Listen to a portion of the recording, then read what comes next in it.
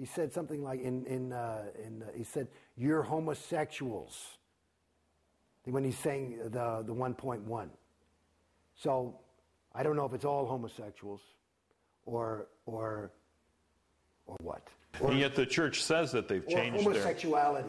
The church said they changed that? The church has said that they no longer, think negatively about homosexuals. Well, I've never heard the word faggot more than when I hang around people at Gold, to the point where I said, I don't like it. My brother's gay, and he sure ain't one. I got great friends of mine that are gay. You're telling me Leonardo da Vinci is 1-1? I don't think so. If he's covertly hostile, I mean, he's got so much that he did that was good that, as much hostility as he may have exuded, I think he made up for it. You see? Yeah.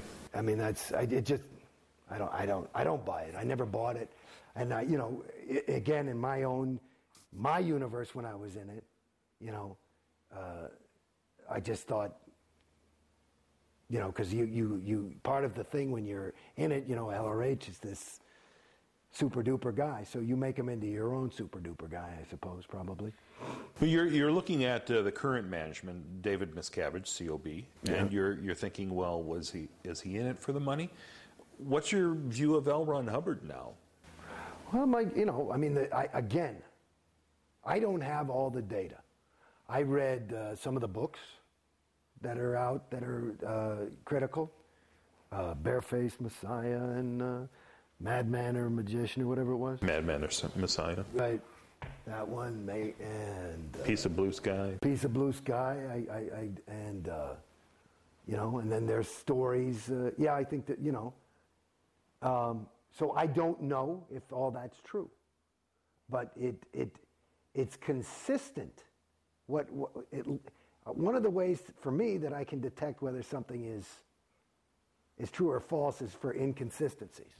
You say the guy, wore blue shoes, and here's a picture of him in red shoes. So I never saw anything inconsistent. But I didn't see it with my own eyes. But there's the person seemed reliable. But again, here I am, I'm just pulling out of this thing, and I thought LRH was reliable. And I don't. I don't think so now. I mean, I look, and the whole death and the death certificate and all this stuff, it's hard to argue with. It seemed like he was, and his kids, like my wife is.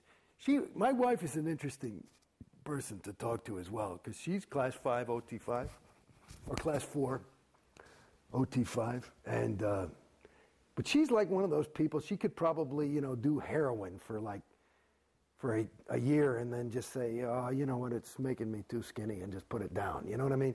She's not a person, and she was, everybody loved her. A lot of, she was Jason Beghe's wife to some degree over there, but she's a remarkable person in her own right. And one of the ways is that she just doesn't.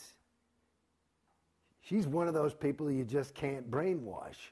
So when she got out, it was kind of like, that's it. She just, she didn't even talk. I mean, it was like, I said, honey, I'm thinking about doing this. I think she was like, okay, fine, whatever.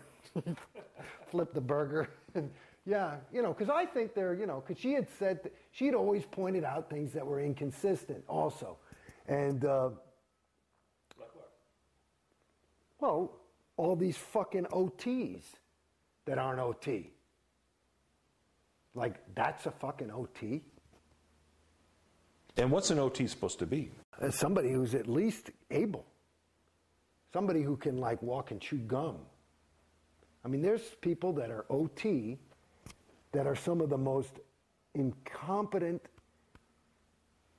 stupid people. I mean, when I say that sounds, my definition of stupid is not necessary. It's not. It doesn't have anything to do with data or education. It has to do with being able to say. I'm talking about people put their hand on the stove and go, hey, my hand's hot. My hand is hot.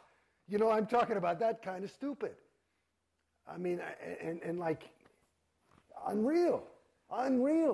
What's wrong with you? What's wrong with you? So that, there's some real dopes that have, but they have money and they're successful and they feel good about themselves because they're on 7. Well, I'm on 7 now. It's fucking great. I got to tell you, you got to get on 7. Yeah. It's that kind of thing. And it gives them a thing. And you look at them and it's, and Scientologists know. And I've talked to like Big Tur. I said, what the fuck? We've talked, what is that? What is that? Because these people, I might have had an issue with them and they'll write me up and they'll bring me to ethics. I got to handle this thing. And it'll be in the thing they wrote up. I'd say, what do you want me to say? It's true, I guess. And they go, well, I'm not going to say the name. He's, well, you know who he is. And I go, yeah, okay. We just had to bring it in because it's written up. You want to, write anything? I don't give a fuck. Put it in the folder. So, I mean, do you understand what I'm saying? Yeah. So that was some of the stuff that she would just like, really go nutty on. And even me, here I was. I told you, the further I went up the fucking bridge, the more Casey I became. I met this girl and I was, and she could see the more I do this shit, whatever.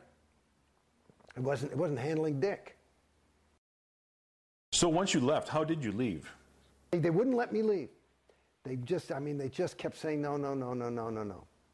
And so I said, okay, give me my money back. And what I had was, money on account. And per their policy, if you ask for your money, that was it. And they did give it back? They gave my wife's money back. They offered to give me my money back. And I'm still in they want me to sign a piece of paper that says that I have no further claim against them. And I told them I can't do that because I feel I do. And I just said, I don't have the time or the money to get into a legal battle. Even like, let's say $1 million they probably owe me conservatively. And in this country, you could do pain and suffering. Maybe I could get a couple extra bucks. I just don't... it's tough to litigate Scientology. Yeah, but I'm not going to sign some paper that says I don't, I just couldn't. It's just my own integrity. I couldn't say that. So what's happened since you left Scientology? I know I was talking to your wife a little bit earlier, and she was talking about how, the friends cut off from her who, those who were still in Scientology? Yeah, well, Jesus. I got a little son, too. And he was in a little Scientology school. And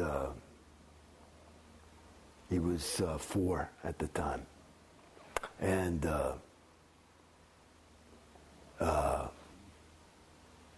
no school was started. We moved.